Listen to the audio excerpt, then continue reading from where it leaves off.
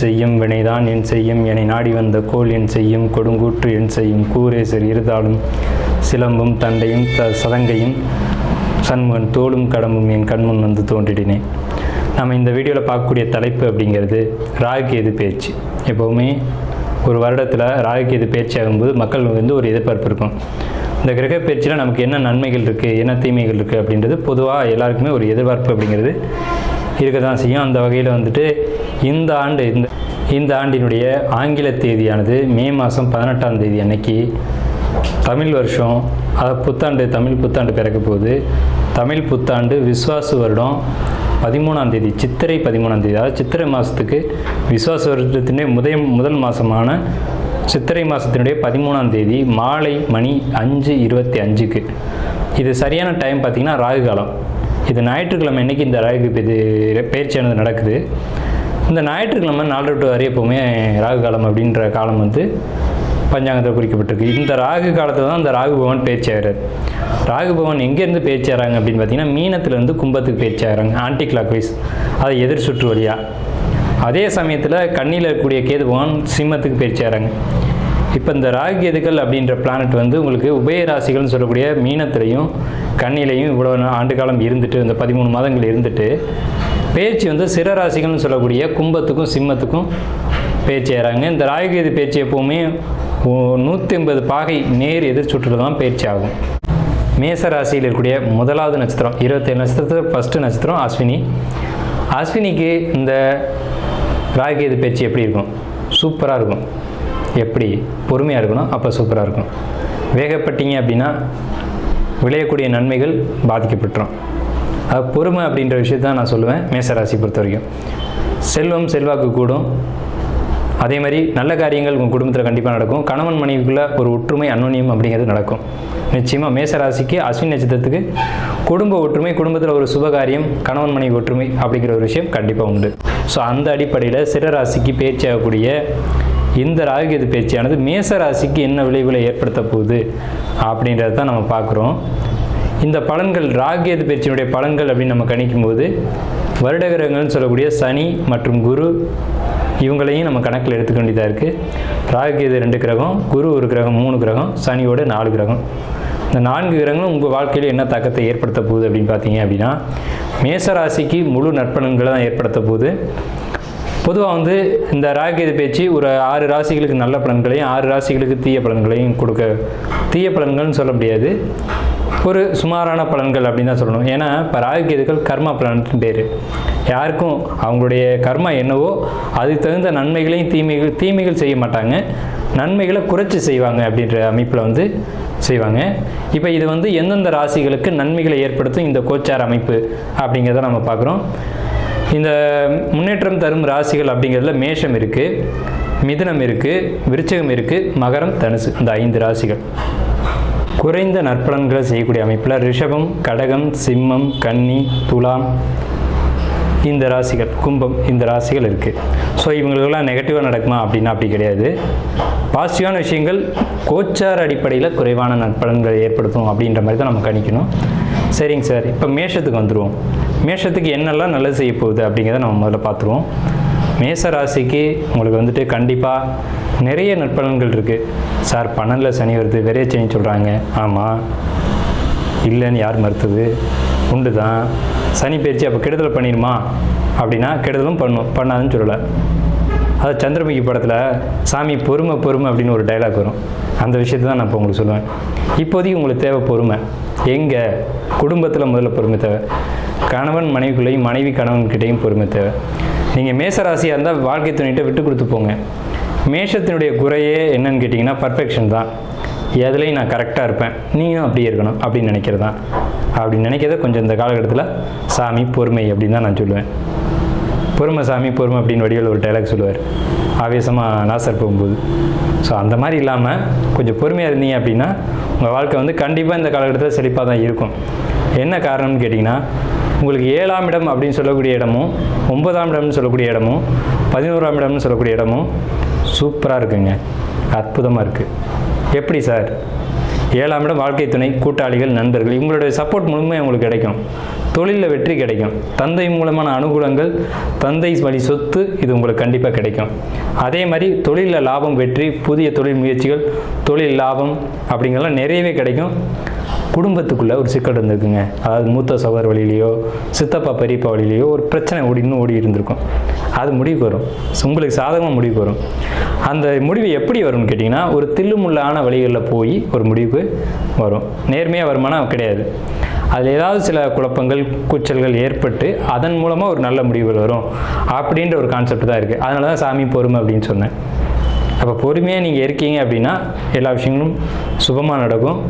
முடிந்த வரையிலும் இந்த காலகட்டத்தில் உங்களுடைய பூர்வீக இடமான நீங்கள் குடியிருக்கீங்க இல்லையா, அந்த வீடு உங்களுடைய பூர்வீக வீடாக இருக்கும் பட்சத்தில் கொஞ்சம் தள்ளி குடியிருங்க. வீட்டுக்கு போகிற நேரத்தை குறைச்சிக்கோங்க. வெளியில் அலைச்சல்கள், பயணங்கள் இதை ஏற்படுத்திக்கோங்க. வெளி இடங்களுக்கு அதிகமாக சுற்றிட்டு வாங்க. வீட்டுக்கு போகிற நேரத்தை குறைச்சிங்க. அதாவது எப்போ வழக்கமாக ஒரு 5 மணிக்கு வீட்டுக்கு போவீங்கன்னா ஒரு 8 மணி வாக்கில் வீட்டுக்கு போங்க. அது வரைக்கும் வெளியிலே சுற்றிட்டு ஃப்ரெண்ட்ஸை பார்த்துட்டு அப்படியே பேசிட்டு கலகலப்பாக உலக நடப்பு என்ன அப்படின்றத தெரிஞ்சுக்கிட்டு, அதாவது இந்த ராஜாக்கள்லாம் நகர்வள வருவாங்க இல்லையா, அந்த மாதிரியான பழக்க வழக்கங்களை ஏற்படுத்திக்கிங்க. இது உங்களுக்கு ஒரு நல்ல பலனை ஏற்படுத்தி கொடுக்கும். கண்டிப்பாக புத்திர வழிகளில், அதாவது குழந்தைங்க ஏதாவது வெளியூர் போய் வெளிநாடு போய் படிக்கணும் அப்படின்ற ஒரு அமைப்பில் இருக்காங்க அப்படின்னா கண்டிப்பாக மேசராசிக்காரங்களுடைய குழந்தைகள் வெளியூர் வெளிநாடு போய் படிப்பாங்க. பயணங்கள் நிச்சயமாக அவங்களுக்கு உண்டு. அவங்க படிப்புனால உங்களுக்கு பெருமைகள் ஏற்படக்கூடிய ஒரு அமைப்பு உண்டு. அவங்க படித்து முன்னேறி வரக்கூடிய வாய்ப்புகள் உண்டு. அவங்க எதுவும் 10th 12th இந்த மாதிரி முக்கியமான எக்ஸாம் எழுதி வெயிட் பண்ணுறாங்க அப்படின்னா நல்ல மார்க் கிடைக்கும், அருமையான மார்க் கிடைக்கும். சமுதாயத்தில் உங்களுக்கு ஒரு அந்தஸ்து, அங்கீகாரம் கிடைக்கும். இதுக்கு தேவை உங்கள்கிட்ட பொறுமை. இதுதான் மேஷத்துக்கிட்ட இல்லாத ஒரு பொருள். அதை ஏற்படுத்திக்கோங்க, உங்களுக்கு வாழ்க்கை சிறப்பாக இருக்கும். மேஷத்துக்கிட்ட என்ன இருக்காதுன்னு சொன்னால் பொறுமை இருக்காது. நண்பர்களை இழப்பீர்கள் இந்த காலகட்டத்தில். அதை இழந்துடாத அளவுக்கு பார்த்துக்கோங்க. அதாவது கோபம்ன்றது ஒரு பக்கம், எல்லார்ட்டையும் அன்பாக பழக தெரிஞ்சுக்கணும், எல்லாரையும் அழகாக உபசரிக்க தெரியணும். இது மேஷத்துக்கு ஒத்து வராத காரியம். இருந்தாலும் உங்களை நீங்கள் இந்த காலகட்டத்தில் மாற்றிக்கணும். மாற்றிக்க தவறினீங்க அப்படின்னா சனி பகவான் கற்றுக் கொடுத்துட்டு போயிடுவார். சனியும் ராகுவும் சேர்ந்து எங்கே எப்படி நடக்கணுன்ற சொல்லி கொடுத்துட்டு போயிடுவாங்க.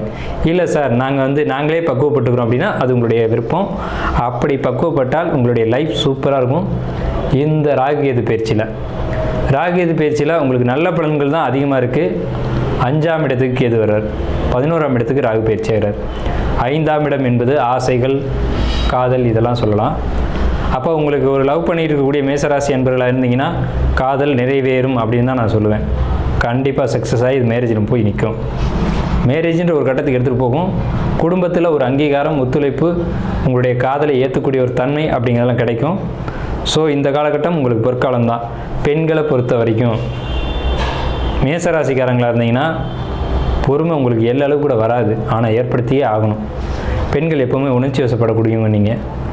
ஆனால் இந்த காலகட்டம் அப்படிங்கிறது ராகும் கேதுவும் உங்களுக்கு பொறுமை என்னன்றதை சொல்லி கொடுக்க போகிறாங்க. அதுக்கு முன்னே நீங்கள் முந்திக்கோங்க. பல பிரச்சனைகள், பல வில்லங்கங்கள் தீரக்கூடிய காலகட்டமும் இதுதான். அதாவது சொத்து பிரச்சனை, டாக்குமெண்ட் பிரச்சனை, எழுத்து பிரச்சனை, பங்காளி பிரச்சனை, இது எல்லாமே நிவர்த்தியாகி சரியான இடத்துக்கு வரக்கூடிய காலகட்டமும் இந்த ராகுகேது பயிற்சி தான். ஏன்னா ராகுகேது தான் கர்மா கிரகம்னு பேர். நீங்கள் முன் ஜென்மத்தில் என்ன சுமந்துட்டு வந்திருக்கீங்கன்னு சொல்லக்கூடியவங்க ராகுகேது தான். காலபுருஷனுக்கு 5ஆம் வீடுன்று சொல்லக்கூடிய சிம்மத்திலையும், காலபுருஷனுக்கு 11ஆம் இடம்ன்ற கர்மஸ்தானத்திலையும் ராகுவும் கேதுவும் பயணிக்கிறாங்க. அந்த சிம்மத்துக்கு கேது வர காலகட்டம் அப்படிங்கிறது ஒரு ஒரு ஒரு ஒரு சுற்று 12 வருஷத்துக்கு ஒருக்க வரும்போது ஒரு மாற்றம் அப்படிங்கிறது இந்த பிரபஞ்சத்தில் நடக்கும். அது மேசராசிக்கு 5ஆம் வீடாக வருது அப்படிங்கிறதுனால உங்கள் கர்மா என்னவாக இருந்தாலும் சரி அது நிவர்த்தியாகக்கூடிய காலகட்டம் இதுதான். ஸோ பொற்காலம் அப்படின்னு தான் சொல்லணும். குழந்தைங்க வழியில் பொற்காலம், மாணவர்களுக்கு பொற்காலம், லவ் பண்ணுறவங்களுக்கு ஒரு அற்புதமான காலகட்டம். அதே மாதிரி கலைத்துறையில் இருக்கீங்க அப்படின்னா மிகச்சிறந்த காலகட்டம்.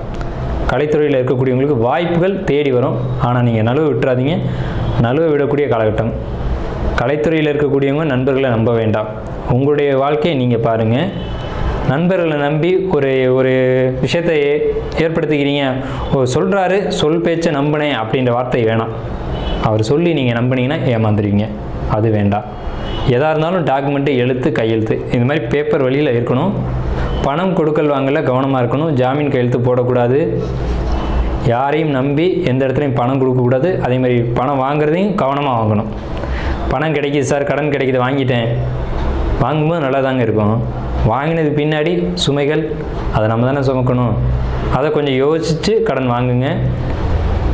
மேச ராசிக்காரங்களாக இருந்தாலும் இல்லது அவங்க குடும்பத்தில் இருக்கவங்களுக்கோ ஒரு சுப நிகழ்ச்சிகள் கண்டிப்பாக முடிவாகும். ஒன்று மேச ராசிக்காருக்கும் அல்லது மேஷ ராசியில் இருக்கிற குடும்பத்தில் இருக்க ஒரு உறுப்பினருக்காக கூட இருக்கலாம். நிச்சயமாக எழுதி வச்சுக்கோங்க. இந்த ஆண்டு இந்த ராகுகேது பேச்சில் நீங்கள் பாருங்கள், ஒரு நல்ல காரியம் அப்படிங்கிறது காதல் திருமணமாக இருக்கலாம், அல்லது சுப நிகழ்ச்சிகளாக இருக்கலாம், அல்லது குழந்தை கிடைக்கிறதா இருக்கலாம், அல்லது ஒரு அரசு வேலையாக இருக்கலாம். இப்படி நான் சொன்ன ஏதேனும் ஒரு நல்ல காரியம் உங்களுக்கு நடந்திருக்கும். எழுதி வச்சுக்கோங்க. இந்த காலகட்டத்தில் கண்டிப்பாக ராகுகேது உங்களுக்கு நன்மை மட்டுமே செய்யும் அப்படிங்கிறதுல எந்த ஒரு மாற்று கருத்துக்கும் இடமில்லை. அப்போ 7.5 சனின்னு ஒன்று இருக்கே சார், அப்போ அதை நீங்கள் பேசவே இல்லை அப்படின்னா இது விரயச்சனி அப்படின்னு பேர். இப்போ தான் இங்கே வரோம். விரயச்சனி விரயத்தை கொடுக்கும் அப்படிங்கிறதுல மாற்றுக்கிறதுக்கு இடமில்லை. இது கோச்சார பலன் மட்டும்தான். அவங்களுடைய சுயஜாதகமும் இதுக்கு நம்ம என்ன நிலையில் இருக்குது அப்படிங்கிறதெல்லாம் பார்க்கணும். ஜோதிடத்தில் நிறைய நுட்பங்கள் இருக்குது. அப்போ விரைய செலவுகள் எப்படி ஏற்படுத்திக்கிறது, என்ன பண்ணுறது அப்படின்னு கேட்டிங்கன்னா, நான் இப்போ சொன்ன விஷயங்கள் எல்லாமே சுப விரயங்களை ஏற்படுத்தக்கூடிய ஒரு அமைப்பு. நம்ம ஒன்று கல்யாணம் பண்ணுறீங்களா, அல்லது வீடு கட்ட போகிறீங்களா, அல்லது வீட்டுக்கு கிரகப்பிரவேசம் பண்ண போகிறீங்களா அப்படிங்கிறத நீங்கள் முடிவு பண்ணுங்கள். ஒரு 20-25 வயசு உள்ள பையனாக இருந்தாலோ பொண்ணாக இருந்தாலோ உங்களுடைய ஜாதகத்தை மேட்ரிமோனியில் அப்ளை பண்ணுங்கள். பசங்களுக்கு நான் கண்டிப்பாக சொல்கிறேன், இந்த தாடி வளர்க்குறது, இது பூரா விடுறது இதெல்லாம் இல்லாமல் நீட்டாக ஒரு அழகான ஹேர் ஸ்டைல் எடுத்து சேவ் பண்ணிவிட்டு ஒரு ஃபோட்டோ எடுத்து ஒரு மேட்ரிமோனியில் கொடுத்து பதிவு பண்ணி வைங்க.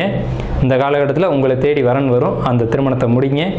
ஆவணி மாதத்துக்குள்ளே உங்களுக்கு கல்யாணத்தை முடிச்சுக்கணும். ஒரு ஆவணி மாதம் இருக்கு இல்லையா, ஆவணி மாதம் கல்யாணம் முடிக்கிற மாதிரி ஏற்பாடு பண்ணணும் மேசராசிக்காரங்க. அப்படி சுப விரயத்தை நீங்கள் ஏற்படுத்திக்கிட்டீங்க அப்படின்னா இந்த விரயச்சனின்ற பேச்சுக்கே இடமில்லை. விவசாயிகள் பொதுமக்கள் பொறுத்த வரைக்கும் பால் மாடு அப்படிங்கிறதுல கவனமாக இருக்கணும். பால் மாடுகளுக்கு குறைகள் வரும். அதே சமயத்தில் மாடுகள் வளர்க்குறவங்க பெரும்பாலும் நாட்டு மாடு வளர்க்குறது அப்படிங்கிறது சிறப்பு. இன்றைக்கி பல நோய்களுக்கு நாட்டு மாட்டு பால் தான் மருந்து அப்படின்னு சொல்கிறாங்க. ஸோ நாட்டு மாடு வளர்க்க முயற்சி பண்ணுறது போன்ற விஷயங்களை ஏற்படுத்திக்கோங்க. அதே மாதிரி விவசாயிகளை பொறுத்த வரைக்கும் விவசாயத்தில் கொஞ்சம் தொய்வு வரத்தான் செய்யும். மேசராசிக்காரங்களுக்கு விளைச்சல் இல்லை, சரியான மகசூல் இல்லை, தண்ணி இல்லை அப்படின்ற பிரச்சனை வரும். மேசராசிக்காரங்க இந்த காலகட்டத்தில் போர் போடணும் அப்படின்னு நினச்சிங்கன்னா அதை கொஞ்சம் ஒதுக்கி வைங்க. கொஞ்சம் காலம் தள்ளி பண்ணிக்கலாம். அதுவும் சுப விரயம் தான். ஆனால் அது உங்களுக்கு ஒரு நஷ்டத்தை ஏற்படுத்துறதுக்கான ஒரு காலகட்டமாக கூட இருந்துடலாம். ஸோ அது உங்கள் சுயஜாதகம் தான் முடிவு செய்யும். உங்கள் சுயஜாதகத்தை உங்களுக்கு தெரிஞ்ச ஜோசியர்கிட்டையோ அல்லது நம்மளை மாதிரி ஜோசியர்கிட்டையோ கொடுத்து ஒரு முறை பார்த்துட்டு உங்கள் வாழ்க்கைக்கான ஒரு முடிவு எடுங்க. சுப விரயத்தை கையில் எடுங்க. கண்டிப்பாக சுப விரயங்கள் உங்கள் வாழ்க்கையை சிறப்பாக மாற்றும். விரயச்சனி அப்படிங்கிற ஒரு விஷயம், அந்த கான்செப்ட் அடிபட்டு போயிடும். சுப விரயங்களுக்கான வழிகளை செய்யுங்க அப்படின்னு சொல்லி வாழ்த்துக்களை தெரிவித்து நிறைவு செய்வோம்.